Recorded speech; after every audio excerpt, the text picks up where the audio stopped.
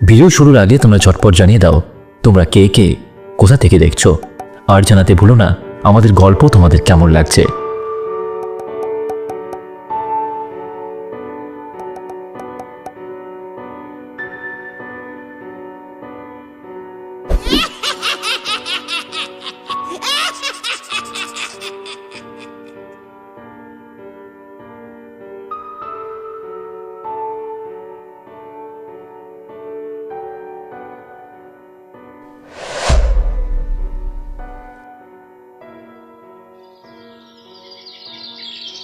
আজিমগঞ্জ শহর থেকে 8.5 মাইল পশ্চিমে ধুলিয়াচর গ্রাম। সেখানে সন্ধে নামলেই পাখিরা গাছের ডালে নিজের নিজের বাসায় ফিরে আসে। মা বউয়েরা হাঁড়ি পাতিল ধুয়ে চুলার আগুন নিভিয়ে ঘরে ফিরে যায়। শহর থেকে বহু দূরে এই ধুলিয়াচর গ্রাম একসময় জমিদার বসন্ত নারায়ণ চৌধুরী মশাইয়ের দয়ায় মায়ায় মানুষের প্রাণের আশ্রয় ছিল। গ্রামের মানুষ জমিদার মশাইকে ভয় করত না, ভালোবাসত। গ্রামের কারোর খেতে না পাওয়ার খবর কানে গেলে জমিদার মশাই নিজের গোলার ধান পাঠিয়ে দিতেন হাসি মুখে।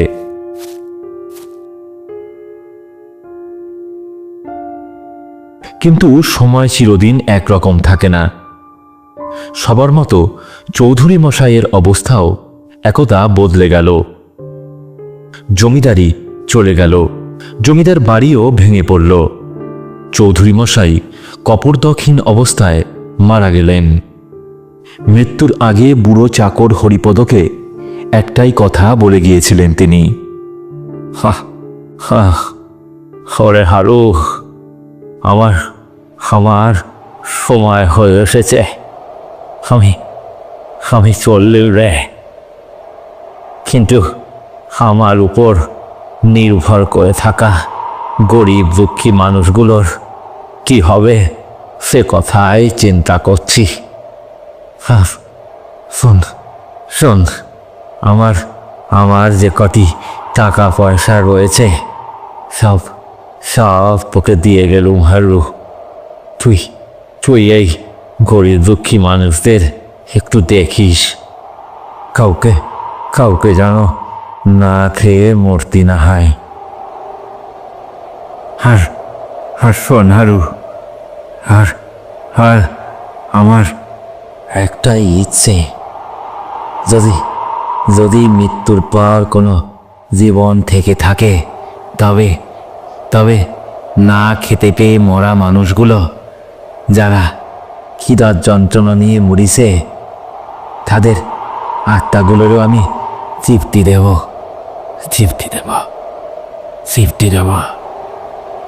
এই কথা বলেই চৌধুরী মশাই চোখ বুঝলেন। এদিকে তিনি মারা যাওয়ার কিছুদিন পর থেকেই পুরনো জমিদার বাড়ির বাইরে আমগাছতলার পাশে যে ভাঙা চালাঘরটা ছিল সেখানে অদ্ভুত কিছু ঘটনা ঘটতে শুরু করল।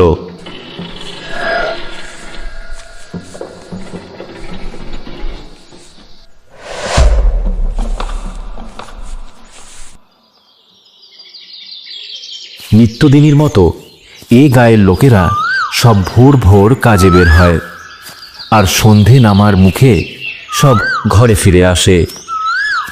কিন্তু বেশ কিছুদিন যাবৎ অন্ধকার পথে ওই চালাঘরটার পাশ দিয়ে যাওয়ার সময় ওরা টের পায় যেন কিছু ঘটছে সেখানে। অন্ধকারে দেখা যায় আগুনের আঁচ, উনুনের ধোঁয়া, নাকে আসে হরেক রকম মশলার গন্ধ, শোনা যায় নানা রকম হাসির শব্দ। সব মিলিয়ে কেমন যেন এক অন্যরকম পরিস্থিতি। ওরা সবাই জটলা করে উকি ঝুঁকি মারে, কিন্তু সেখানে ঢুকতে সাহস পায় না কেউ। ওরে গলাই, ব্যাপারখানা কি বল দেখি। বুঝি নাই রে বিশু, এই ভাঙা চালাঘরখানায় কি আবার কিছু রাত দিয়ে লেগেছে নাকি? যাই বলিস, গন্ধকানা কিন্তু আসতিছে খাসা। কি কস? তা যা বলেছিস। ও খিদেটা চাগার দিচ্ছে জানা। তা কি রাত্রিছে বলদিনি? মাংস ভাত নাকি? ওরে না রে, এটা কয় বিরিয়ানি। আঁচলের গন্ধ পাচ্ছিস নেই? শহরে থাকতে একবার খেয়েছিলাম, বুঝলি? ও একেবারে খাসা খেতে।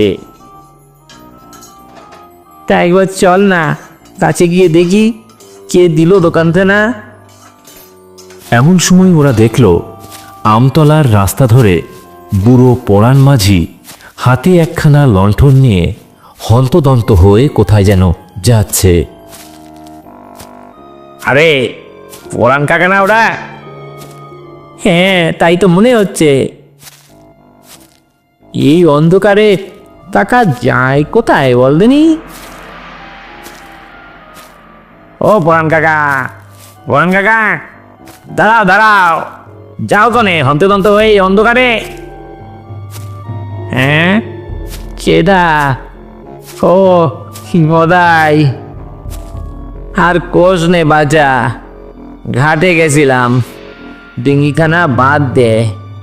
তা তোরা কি করিস এই আমতলায় অন্ধকারে? আমরা তো সব কাজ সেরে ঘরে ফিরতেছি কাকা। এই জমিদার বাড়ির চালাঘরটার ভেতরে আওয়াজ পেয়ে দেখতে আসলাম কিসের আওয়াজ আসতিছে।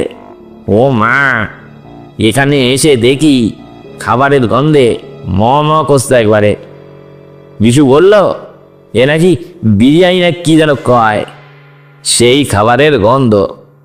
তাই ভাবছি একবার ঢুকি ভিতরে। না বাবা, ভুলে যেওনি, ওই ভিতরে একদম যেওনি বাবারা। চলি যাও, চলি যাও এখান থেকে। কেন কাকা, কি হয়েছে? কেন চলে যেতে বলছো তুমি? কেন বলতেছি শোনো তাইলি, এ দোকান কোনো জীবিত মানুষে দেয়নি। কি কও কি বলাম কাকা? জীবিত মানুষে দেয়নি মানে? হ হ, ঠিকই কই। এ গায়ে জমিদার বাবু চৌধুরী মশাই রে সব ভুলে গেলা। এ তারই দোকান, মরলি পরে তবেই এই দোকানের বিরিয়ানি পাবা, জীবনকালে পাবা না। এ হলো ভূতেদের দোকান। আমি আগে ভাগেই কইছিলেন তোদের কিছু একটা অস্বাভাবিক আছে এখানে। তখন আমার কথা ফুক তালে হেসে উড়াই দিলি সব। নে নে, চল চল, সব ঘরে চল, বিরিয়ানি খাবানি। বিরিয়ানি, চল। এমনভাবেই দিন চলছিল। গ্রামের সবাই সত্যিটা এখন জানে। ওটা জমিদার বসন্ত নারায়ণ চৌধুরীর ভূতের হোটেল। রাত হলে তবেই খোলে, সরগরম থাকে সারা রাত, আর সূর্য ওঠার আগে ভাগে সব ফাঁকা হয়ে যায়। পড়ে থাকে শুধু শূন্য চালাঘরটা। এখানে কেবল একটাই জিনিস বানানো হয়, চিকেন বিরিয়ানি, তাও আবার আনলিমিটেড। সেই বিরিয়ানির গন্ধ এতটাই প্রাণকারা যে ক্ষুধার্ত ভূতেরা দূর দূরান্ত থেকে সব ছুটে আসে। সবাই হাসছে, খাচ্ছে, গল্প করছে।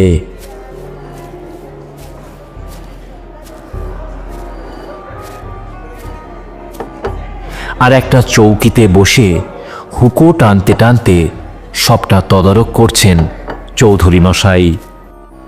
আরে আরে হারান, তোর পাতখানা তো খালি। এই নে, দিপিস মুরগির ঠ্যাং নে, পেট ভরে খা সব, তোরা সব পেট ভরে খা।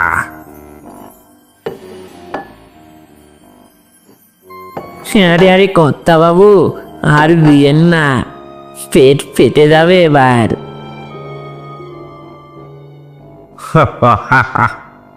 ভয় কি? পেট ফাটলেও তো মরবি নে আর, একবার তো মরেছিস, আর কয়বার মরবি বল? ভূতেরা সব চৌধুরী মশাইকে কর্তাবাবু বলে ডাকে। ওদিকে হেসেলে রান্না করছে এক সময়কার ওস্তাদ রাধুনী ভূতেরা, যারা এসেছে ব্যারাকপুরের ওধার হতে।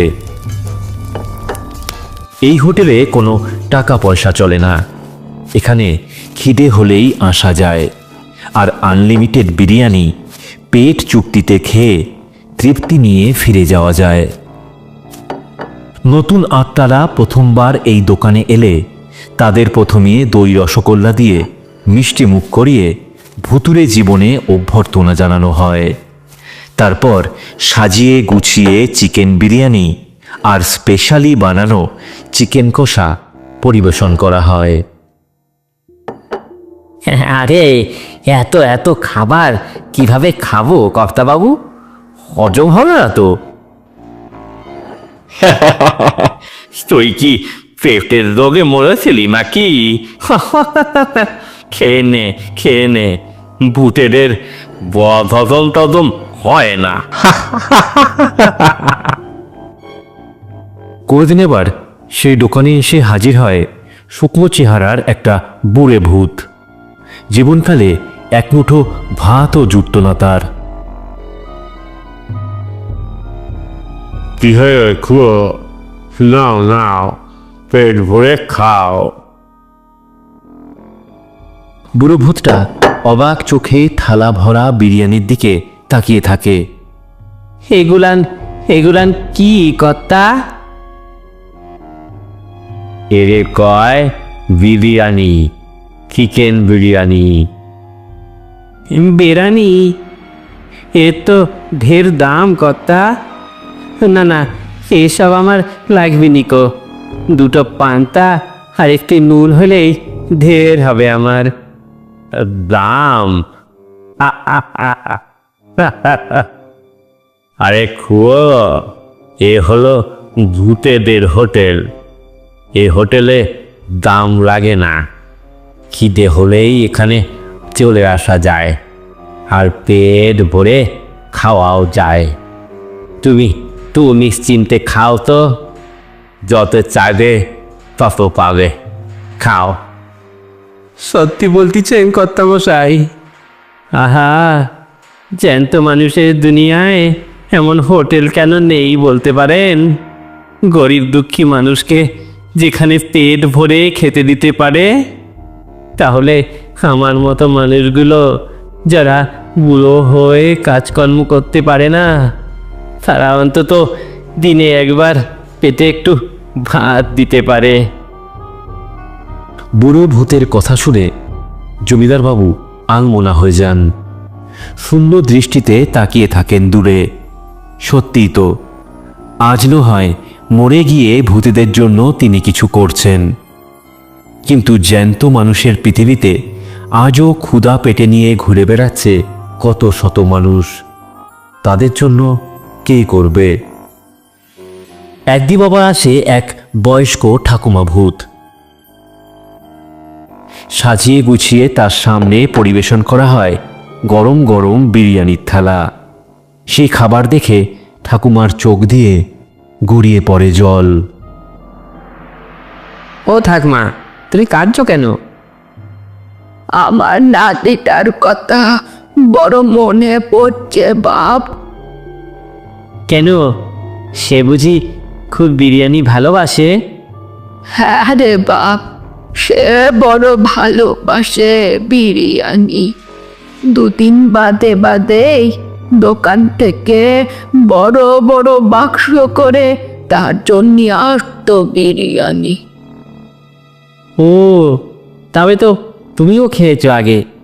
নাও এবার ভূতের দোকানের বিরিয়ানি চেখে দেখো তো দেখি, তারপর বলো মানুষের রান্নার স্বাদ বেশি নাকি ভূতেদের। না রে বাচ্চা, না, আমি কখনো খাইনি। আমারে দুমুটো ভাতই দিত না আমার ছেলে বউরা। একদিন বিছানা থেকে পড়ে গিয়ে মাজা ভাঙলুম, তাইতে রাগ করে তারা আমাকে রেখে দিয়ে এলো শহরের বাইরে এক স্টেশনে। ওখানে কোনো মতে ভিক্ষে করে খেতুম। তারপর একদিন পথ করে মরে গেলুম। এইভাবে চৌধুরী মশাইয়ের ভূতের হোটেল বেশ ভালোভাবেই চলছিল ধুলিয়াচর গায়ে। কিন্তু একদিন গোল বাঁধল। সেদিন বিকেল থেকেই ধুলিয়াচর সহ আশেপাশের গায়ে খুব বৃষ্টি হচ্ছিল। সন্ধে হতে না হতে দুর্যোগটা আরও বাড়তে থাকলো।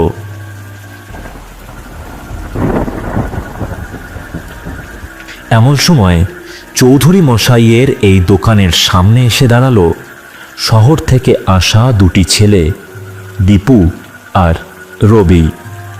তারা কিন্তু ভূত নয়, জীবন্ত মানুষ। এই দেখ রবি, এটা একটা বিরিয়ানির দোকান মনে হচ্ছে। কি দারুণ গন্ধ বেরোচ্ছে না? হ্যাঁ রে, আমারও তাই মনে হচ্ছে। যাক বাবা, কিছু একটা তো পাওয়া গেল। এত বৃষ্টি হচ্ছে, রাস্তায় একটা দোকানও খোলা দেখলাম না। এত রাতেও কিন্তু দোকানটায় অনেক ভিড়। কি বলিস দোস্ত? তা হবে না কেন বন্ধু? বিরিয়ানির যা গন্ধ বেরিয়েছে, আহা, কতদিন এরকম বিরিয়ানি খাই না। নিনে চল তবে, বড্ড খিদে পেয়েছে। হ্যাঁ চল চল, ভেতরে চল। বিরিয়ানির গন্ধে ওদের দুজনের মুখে জল চলে আসে। আহা, আর লোভ সামলাতে পারছি না বন্ধু। দোস্ত, তোর লাইফে এমন বিরিয়ানি কখনো খাইছস? তা যা বলেছিস বন্ধু। ওরা কথা বলতে বলতে দোকানের ভিতর ঢোকে। দক্ষিণা হাওয়ায় তখন ধোঁয়া সরছে। সাদা রঙা গরম বাষ্পে ভেসে রয়েছে শত শত আত্মা। খাচ্ছে, হাসছে, গল্প করছে। একটা নির্ভেজাল আনন্দ, যেন পৃথিবীর অভাব অনটন, দুঃখ দুর্দশা কিছুই নেই সেখানে। আরে বাহ, দারুণ হোটেল তো। কি বল দোস্ত? হ্যাঁ সেটা, কিন্তু এত ধোয়া ধোয়া আবছা কেন বলতো? আরে বৃষ্টি বাদলার রাত, তাই হবে হয়তো। ওরা চেয়ারে বসতেই সামনে আসে এক বৃদ্ধ ভূত। হাতে ধরা কাঁসার থালায় এক পাহাড় বিরিয়ানি।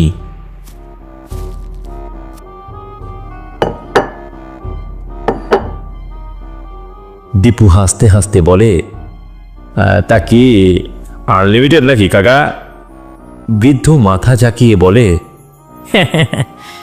ততক্ষণই দি যতক্ষণ খিদে না মেটে। সেই বিরিয়ানি মুখে দিতেই চোখ বন্ধ হয়ে যায় ওদের। সে যেন একদম অন্য রকমের সুস্বাদু। আহা, কি অপূর্ব স্বাদ বল দীপু। একদমই তাই। দেখ, জোরে জোরে পড়ছে, জোরে জোরে পড়ছে। এক প্লেট, দুই প্লেট, তিন প্লেট, শেষ হয়ে যায় একের পর এক প্লেট। তবু পেট যেন ভরে না ওদের। এই দোস্ত, কেমন একটা অদ্ভুত ব্যাপার না? খাচ্ছি কিন্তু কিছুতেই যেন পেটটা ভরছে না, খিদে যেন আরো বাড়ছে। কি বলতো? সত্যি ভাই, এত খাচ্ছি কিন্তু একটা ঢেকুর পর্যন্ত আসছে না। এটা কি করে সম্ভব? একবার বিষয়টা দেখা দরকার, বুঝলি?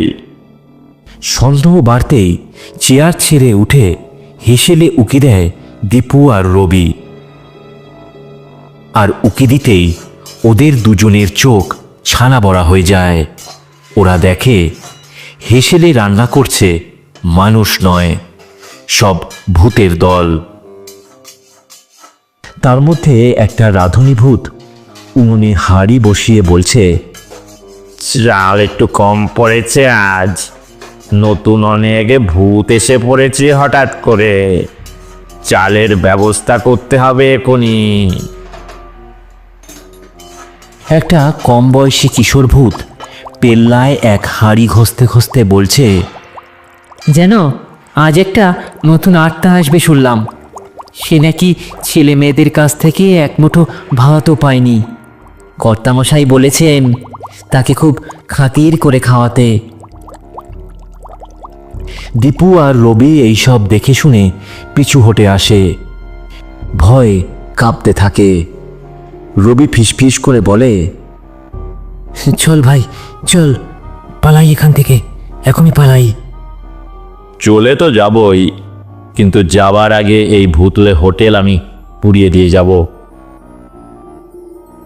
এই বলেই পকেট থেকে দেশলাই বের করে দীপু। কিন্তু ঠিক তখনই ওদের পেছন থেকে এক শীতল গম্ভীর কণ্ঠ ভেসে আসে, বাবা, তোমরা আগুন দিতে চাও এই হোটেলে? কেন বাবা, খারাপ লেগেছে কিছু? ধোঁয়া সরে গিয়ে দেখা যায় স্বয়ং জমিদার বসন্ত নারায়ণ চৌধুরী ওদের সামনে দাঁড়িয়ে। তার মুখে রাগ নেই, শুধু চোখে রয়েছে এক রাস অভিমান। দীপু কিছু বলতে পারে না, গলা শুকিয়ে আসে ওর। চৌধুরী মশাই ধীরে ধীরে বলেন, হ্যাঁ হ্যাঁ, এটা ভূতেদেরই হোটেল, তোমরা ঠিকই বুঝেছ। কিন্তু কিন্তু সেইখানে যারা আসে তারা কেউ সুখে মরেনি বাবা। সব না খেতে পাওয়ার যন্ত্রণা নিয়েই মরেছে। কেউ মরেছে ক্ষুধায়, কেউ অনাহারে, আবার কেই যা দুর্ভিক্ষে। আমি জমিদার সবার মুখে এক বাটি ভাত তখন তুলে দিতে পারিনি। তাই এখন মরার পর আমি ওদের খাওয়াচ্ছি, যাতে অন্তত মৃত্যু পরে ওদের আত্মা একটুখানি সুখের মুখ দেখতে পারে। তোমরা এখানে এসেছ জীবন্ত মানুষ হয়ে, তাই তোমাদের খিদে মিটছে না বাবা। সেই খাবার আত্মাদের জন্য, যারা আর খিদের জ্বালায় কাঁদে না, শুধু খায় আর ফিরে যায়। এ খাবার শুধু তাদের জন্য।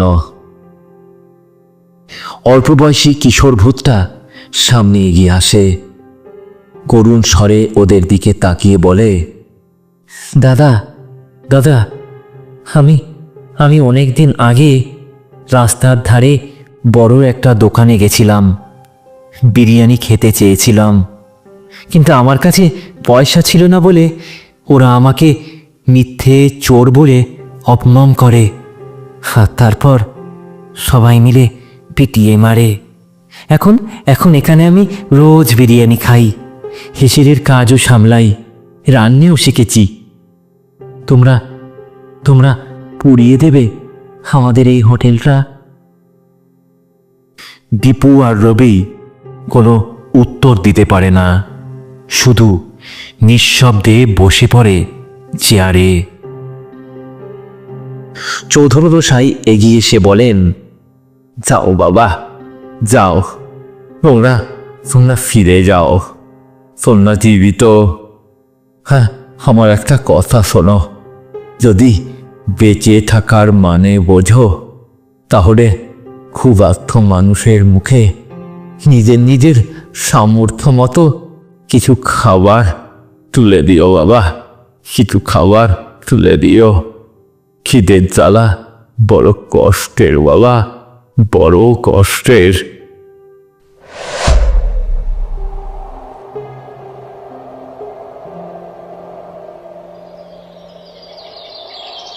দীপু আর রবি যখন দোকানের বাইরে বেরিয়ে আসে, তখন ভোর হয়ে এসেছে।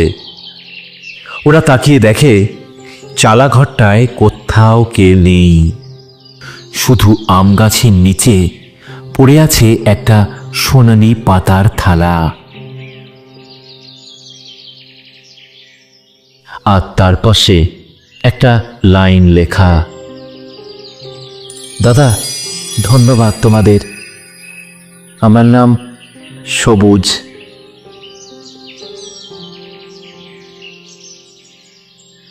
দীপু আর রবি পরবর্তীতে শহরে ফিরে খুঁজে ফেলে একটা বিরিয়ানির দোকান, নাম দেয় চৌধুরী আনলিমিটেড বিরিয়ানি।